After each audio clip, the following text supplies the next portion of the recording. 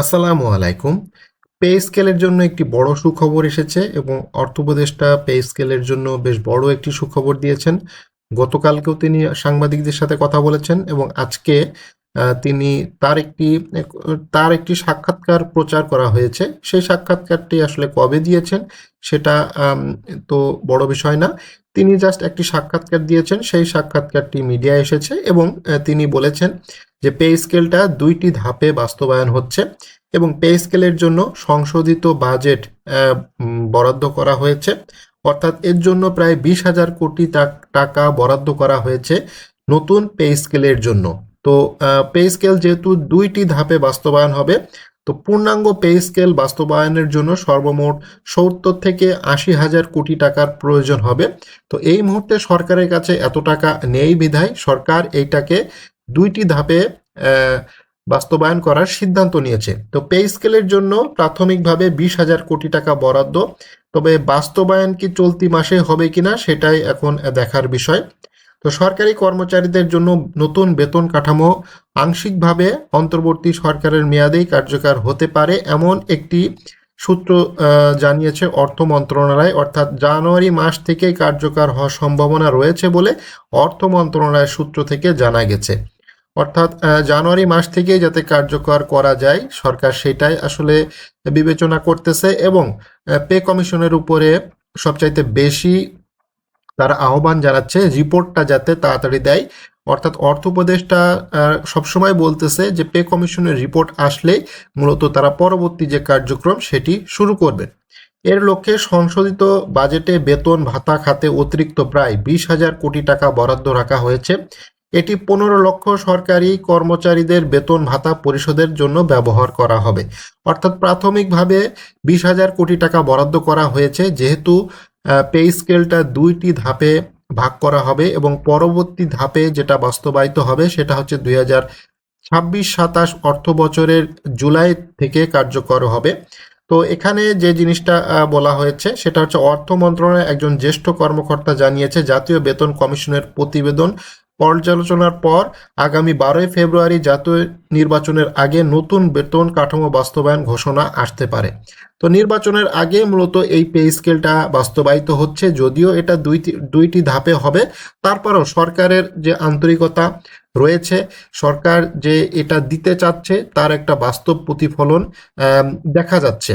তো কমিশনের প্রতিবেদন আগামী ২১ জানুয়ারির মধ্যে পাওয়া যাবে বলে আশা করা যাচ্ছে। অর্থাৎ আজকে যেহেতু শনিবার, আগামী রবিবার থেকে শুরু করে বৃহস্পতিবারের মধ্যে যে কোনো একদিন কমিশন তাদের মতো করে সব কিছু ফাইনাল করে অর্থ মন্ত্রণালয় এটা জমা দিবে এবং অর্থ উপদেষ্টার কাছে মূলত হ্যান্ডওভার করবে পে কমিশন তাদের নবম পে স্কেলের যে রিপোর্টটা।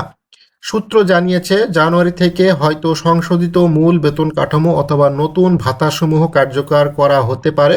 সেক্ষেত্রে সংশোধিত বাজেটে যে বরাদ্দ রাখা হয়েছে তা বাস্তবায়নের জন্য যথেষ্ট হবে বলে মনে করছে সরকার। অর্থ মন্ত্রণালয়ের ওই কর্মকর্তা বলেন নতুন বেতন কাঠামো নিম্ন গ্রেডের কর্মচারীদের জন্য তুলনামূলক বেশি হারে বেতনটা বৃদ্ধি পাবে।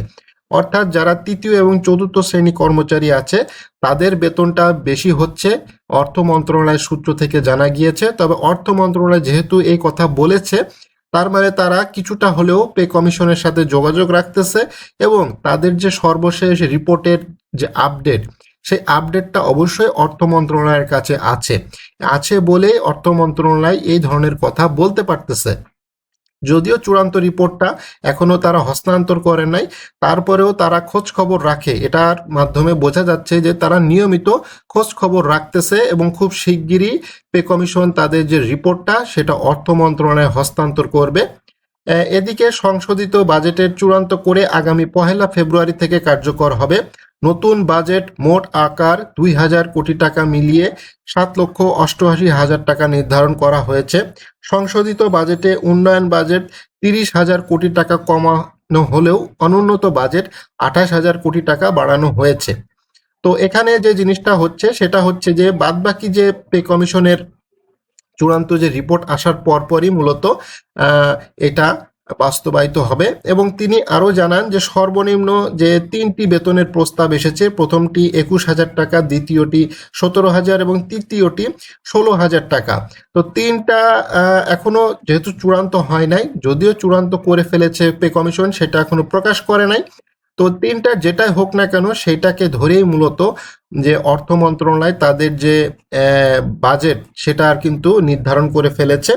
তো এবং এটাকেই ধরে আগামী 25-26 অর্থ বছরের সংশোধিত বাজেট, যেটা 22,000 কোটি টাকা বাড়ানো হয়েছে, এবং বেতন কমিশনের সুপারিশ অনুযায়ী পুরো মাত্রায় বাস্তবায়ন করতে গেলে বাড়তি 70 থেকে 80,000 কোটি টাকা প্রয়োজন হবে, যেটা অর্থ মন্ত্রণালয় তো অবশ্যই পে কমিশনের সাথে খোঁজ খবর রাখতেছে, এবং তারা যে রিপোর্টটা তৈরি করেছে তার একটা খসড়া অবশ্যই অর্থ মন্ত্রণালয়ের কাছে গিয়েছে। তারা দেখেছে, দেখার পরে সবকিছু রেডি করে ফেলেছে, অর্থাৎ 70 থেকে 80,000 কোটি টাকা যে প্রয়োজন হবে সেটা অবশ্যই তাদের যে রিপোর্টটা প্রায় চূড়ান্ত করে ফেলেছে। তো সেটা তারা দেখেই মূলত এই কার্যক্রম হাতে নিয়েছে। এবং বাদবাকি যে বেতন কমিশনের যে রিপোর্ট সেইটা বাস্তবায়ন করার জন্য 2026-27 অর্থ বছরের 1 জুলাই থেকে যাতে কার্যকর করা যায় সেটার একটা রূপরেখা তারা তৈরি করে দিয়ে যাবে, এবং নির্বাচিত সরকার আসলে যাতে সেটা হস্তান্তর করতে পারে অর্থ উপদেষ্টা, সেই ব্যবস্থা অবশ্যই তিনি করে যাবেন ভোটের আগে। তো আপাতত যে খবরটা হচ্ছে, যেহেতু নতুন বেতন কাঠামো তৈরির জন্য যে 20 থেকে 22,000 কোটি টাকা বরাদ্দ করা হয়েছে, সেটা প্রথম ধাপে অর্থাৎ জানুয়ারি থেকেই যাতে পে স্কেলটা কার্যকর হওয়ার সম্ভাবনা সবচাইতে বেশি। যেহেতু এটা জানুয়ারি মাসই চলতেছে, সবকিছু সরকারের হাতে পেতে পেতে এই মাসের শেষ হয়তো লেগে যাবে। তো সেইভাবে যাতে ফেব্রুয়ারি মাসের বেতন থেকেই যাতে নতুন বেতনে যাতে সবাই বেতনটা পায়, সেইটার ব্যবস্থা করার জন্য খুব তাড়াতাড়ি, যেহেতু এইটা মাসটা এখনো শেষ হয়নি, মধ্য মাস চলতেছে, 31 জানুয়ারি তারিখে মাসটা শেষ হবে এবং জানুয়ারি মাসের বেতন ফেব্রুয়ারি মাসেই পাওয়া যাবে। তো সেটার জন্যই যাতে ফেব্রুয়ারির 1 তারিখে যে বেতন হবে সেই বেতনে যাতে নতুন পে স্কেলে সরকারি কর্মকর্তা কর্মচারীরা বেতন পায়, সেটার জন্য অর্থ মন্ত্রণালয় কাজ করতেছে। এর জন্য খুব তাড়াতাড়ি পে কমিশনকে তাদের রিপোর্টটা অর্থ মন্ত্রণালয়ে জমা করতে হবে। এটাই আসলে মূল বিষয়। পে কমিশন তাদের রিপোর্ট তো চূড়ান্ত করে ফেলেছে, যদিও কোনো সংশোধন বা কোনো ভুল ত্রুটি থেকে থাকে সেটা সংশোধন করে দ্রুততার সাথে অর্থ মন্ত্রণালয়ের রিপোর্টটা দিয়ে দেবে।